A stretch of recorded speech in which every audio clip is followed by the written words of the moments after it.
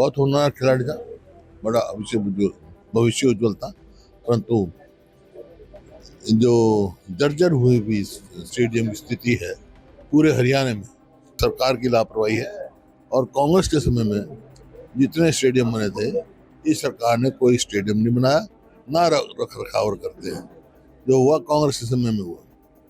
खेल नीति हमारे समय में थी, जब कॉमनवेल्थ में सबसे ज्यादा मेडल आए, ओलंपिक्स में सबसे ज्यादा मेडल आए। देश की पॉपुलेशन को कुल 2% है हमारी। मेडल जो हम सबसे मैक्सिमम आते हैं, 3,000 करोड़ में से 80 करोड़ रुपए कुल हरियाणा को मिलते हैं। और हरियाणा सरकार का तो ध्यान ही नहीं है।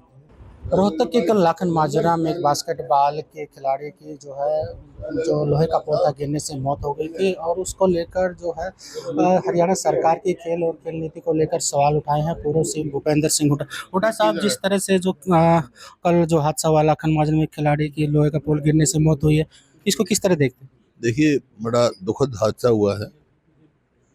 2-3 दिन पहले भादगढ़ में भी ऐसे ही हुआ था। एक 15 साल का खिलाड़ी के ऊपर पोल पड़ गया था।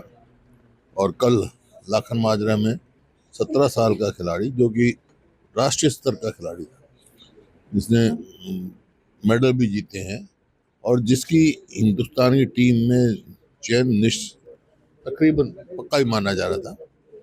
और अमेरिका का एक क्लब, उसमें भी उसका चयन हो गया था। बहुत होनहार खिलाड़ी था, बड़ा भविष्य उज्जवल था। परंतु जो जर्जर हुई हुई स्टेडियम की स्थिति है पूरे हरियाणा में, आप खुद देख रहे हैं कि वो पोल है, वो 20 साल सरकार की लापरवाही है। और कांग्रेस के समय में जितने स्टेडियम बने थे, इस सरकार ने कोई स्टेडियम नहीं बनाया, ना रख रखाव करते हैं। जो हुआ कांग्रेस के समय में हुआ। लेकिन जो हरियाणा की जो खेल नीति है, आपकी सरकार की खेल नीति और जो बीजेपी खेल नीति है, वो कह रहे हैं कि हमारी खेल नीति अच्छी थी। नहीं, खेल नीति अच्छी हो तो इंफ्रास्ट्रक्चर ही नहीं है। खेल नीति हमारे समय में थी, जब कॉमनवेल्थ में सबसे ज्यादा मेडल आए, ओलंपिक्स में सबसे ज्यादा मेडल आए। देश की पॉपुलेशन को कुल 2% है हमारी।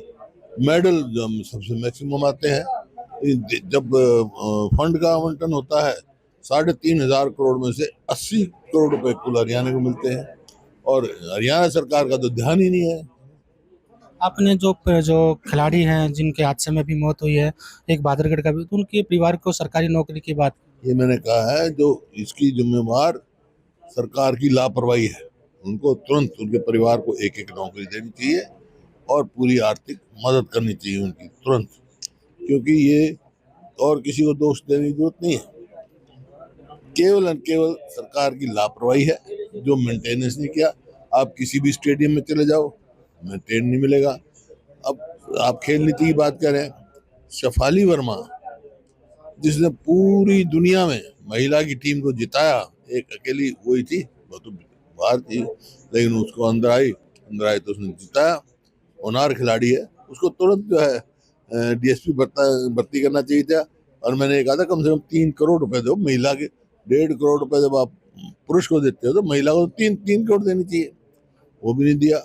हमने जोगिंदर शर्मा जो है, यहीं के थे, एक बार वो जीते थे। हाँ, उन्होंने क्रिकेट टीम में जिताई तो उनको डीएसपी भर्ती किया। तो एक इन कोई भी आज तक कोई डीएसपी भर्ती है प्रोत्साहन नहीं दे रहे हैं कि ना खेल को, ना खिलाड़ियों को, ना शिक्षा को। आप विधानसभा में भी बात करें तो उठाएंगे इस मुद्दे? विधानसभा में पहले भी उठाई थी और उठाएंगे, ये मुद्दे जोर शोर से उठाएंगे।